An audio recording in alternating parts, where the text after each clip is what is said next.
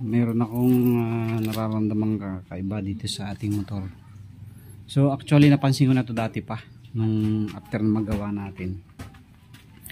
Ang problema niya mga kaduwit, may kunting lagutok.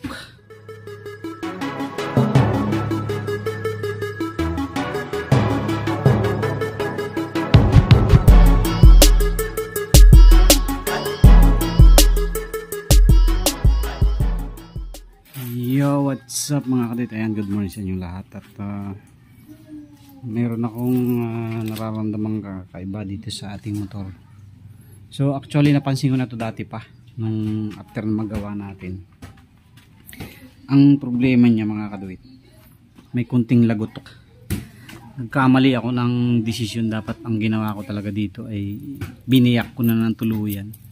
Kasi ang ginawa ko, nilinis ko lang yung loob, tapos yung magneto clutch lang ang binaklas ko, tsaka head block, pero yung mismong gitna hindi ko biniyak. So inayaan ko lang munang ginamit ko ng almost 2 months yata. Akala ko mawawala yung ingay, na hindi naman siya halatang lumalagotok, pero meron talaga siyang something na maingay. So pinacheck ko na rin sa tropa ko na expert, mas expert kaysa sa atin. hindi rin niya makuha sa rinig-rinig lang, pero mayroon siyang initial na sinabi na baka bearing, kasi yun nga 4 na taon to, almost 5 years to naka-stack, hindi umaandar. Baka nagkaroon ng tama na yung mga bearing. Sabi niya sa akin, kung gusto ko talagang tumahimik, papalitan na ng mga bearing at saka connecting rod para talagang maganda ang tunog. So yan, naka 1 week na after nung tuning natin. Papaandarin natin yun, tapos papakinggan ulit natin.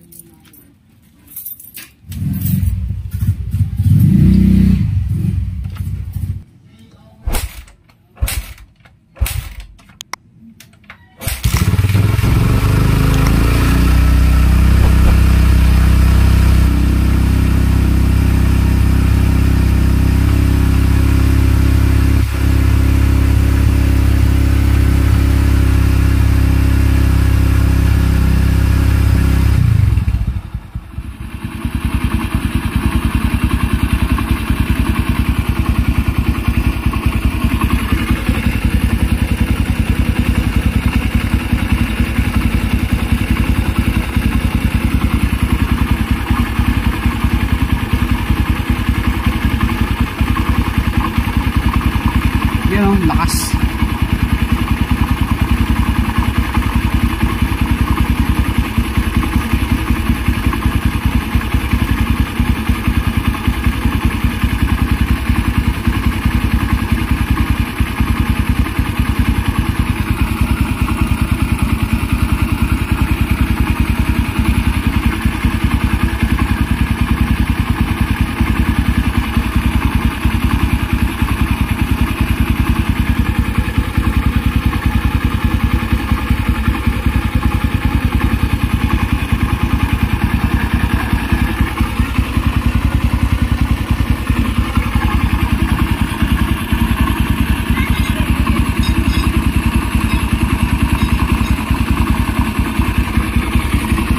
Yun o, tukotok.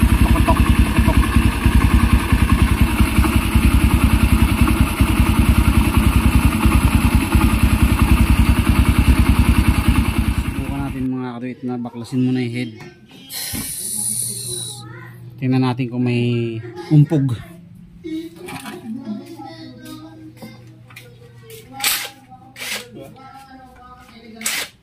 Bababa mo? Bababa ko yung head, titignan ko yung nalabas. Pagka wala, bibiyan ko. Hindi makuha.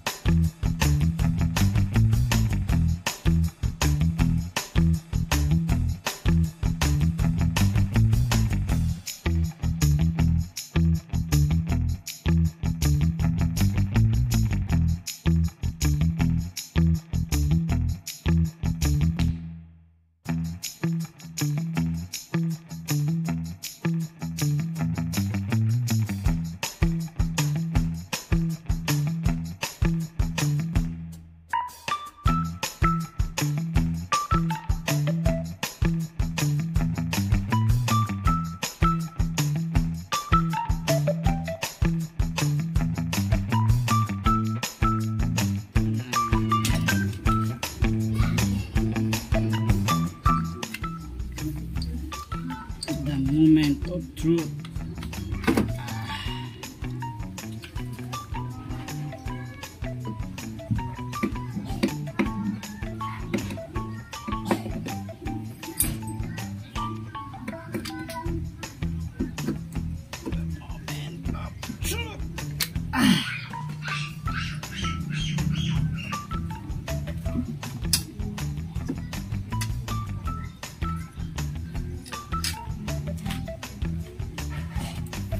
Okay, so tanggalan natin.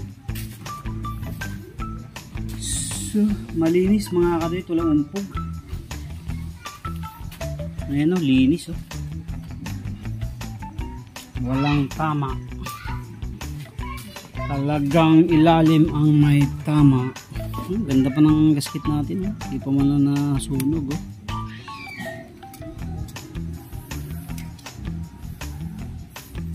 So yung mapapansin nyo mga dito, walang tama. So meaning okay ang ating ibabaw talaga sa ilalim ng gagaling. So bibiyakin na natin ng tuluyan to. So bibiyakin na natin.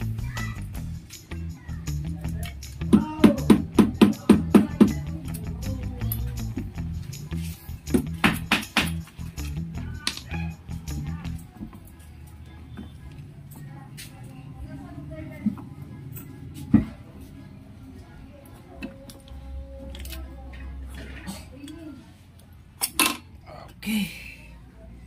So ito nakaribor mga kaduit ng 0.25 kaya walang problema tong block natin. Maganda pa rin yan. So dahil wala na sira na yung gasket agad oh. Palit tayo ng gasket.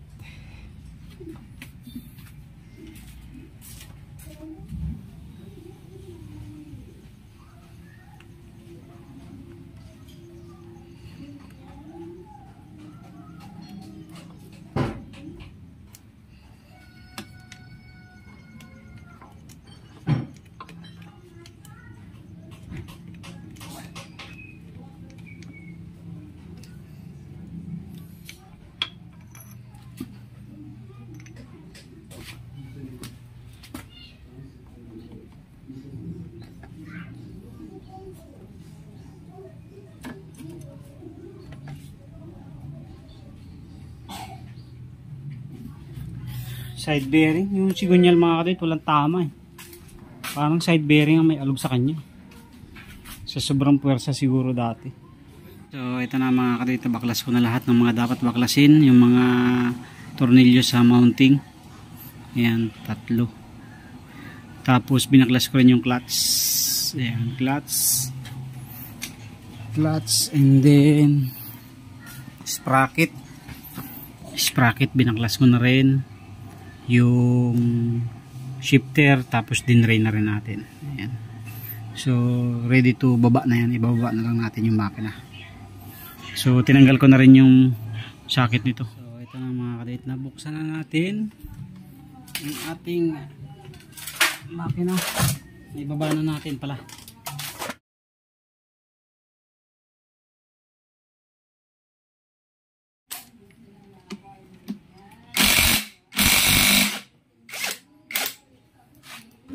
So ito na mga kadit, tanggal natin. Hindi natin ginamitan ng puller. Inimpak lang natin, may kunya yan isa. Dikit na natin dyan. Para hindi na tayo maghanap.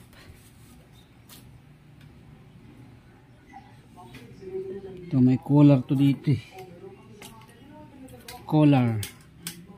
So may ano na siya, may tagas na kaya papalitan na natin yan. Ng bagong oil seal. Okay, tanggal natin yung lock ng tensioner. Loose thread na yung ano, ito. So palitan na lang natin ito ng bago.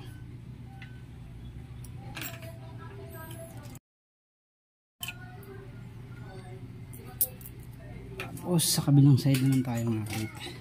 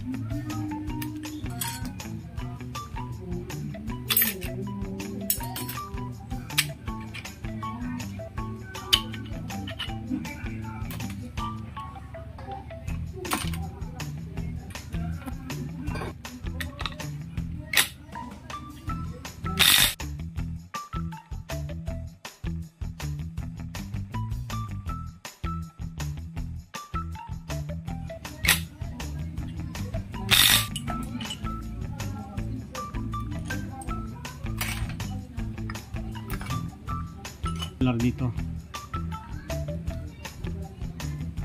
What?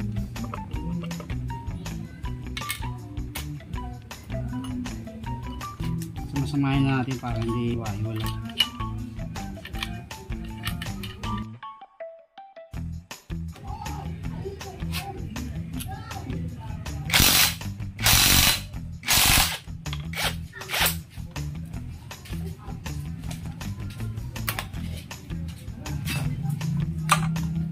Mga dito, sama siya dito.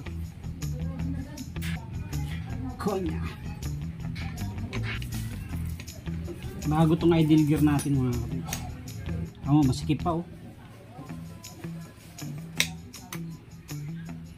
Idle gear. Start.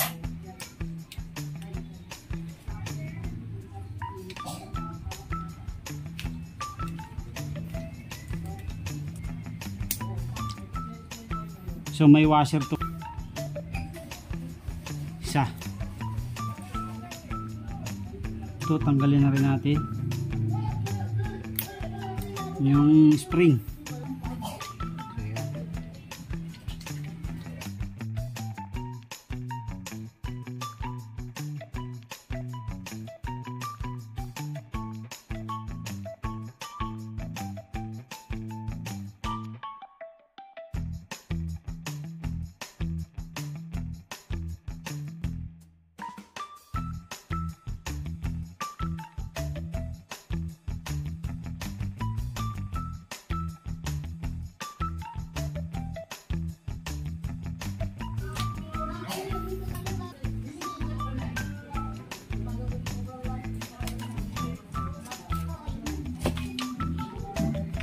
Ating gear shift mga kadoy, ito may tama na yan, kaso wala pa tayo gear shifter natin.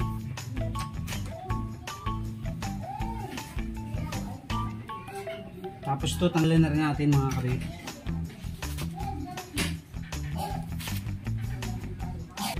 So dahan-dahan lang ito mga kadoy, kasi pagka nakasablay balik.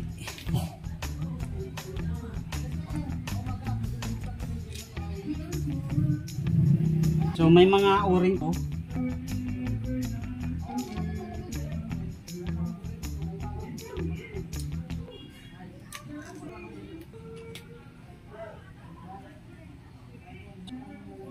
Maiksi yun sa dalawang gilid.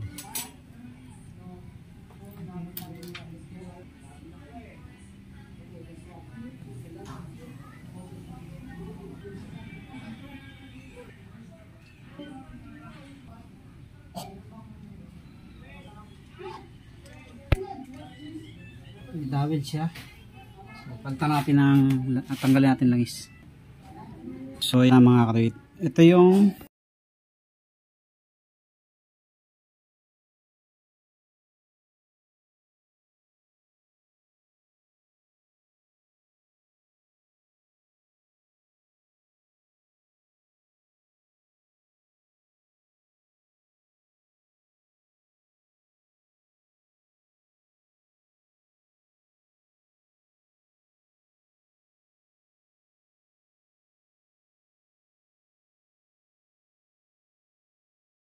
nakadate yung sinasabi natin na o-ring. Yan dalawang o-ring na yan.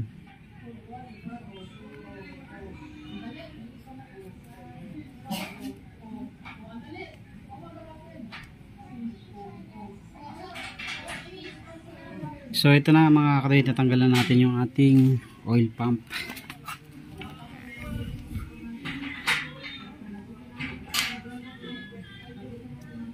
So ito yung dowel, baka mawala. So may isang dowel siya dyan. Yan yung humihigop ng oil. Yan, hihigop tapos papasok dito. Tapos bubomba na siya dito. Yan. So yan, okay na. Tanggalan natin dito. Tapos babaklasin na natin. Bibiyakin na natin.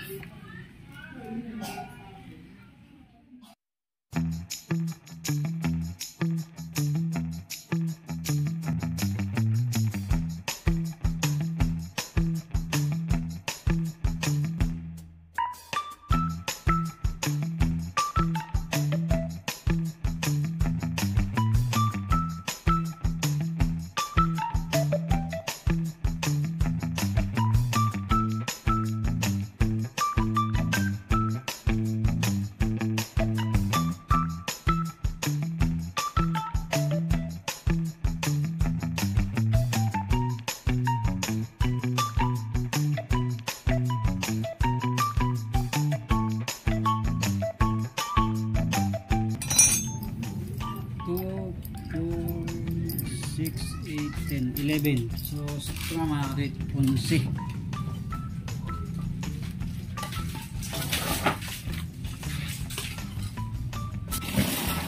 So yan na mga karit, baklasin natin.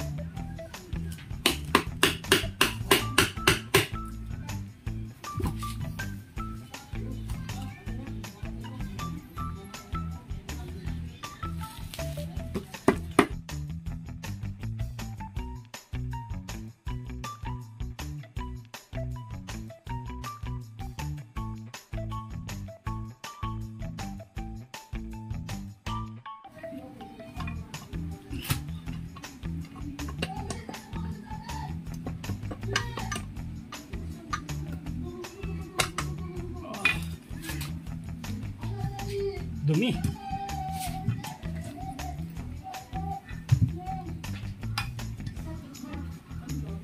Napakadumi mga kadawi ito. Nilinisan natin to.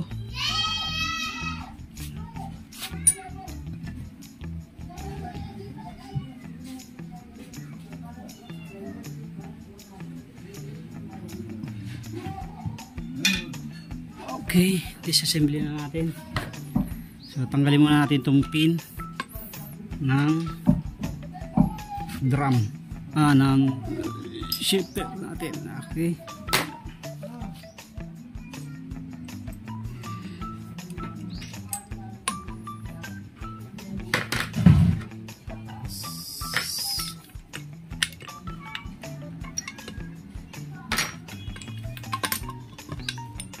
okay, so ganyan ang pwesto nya.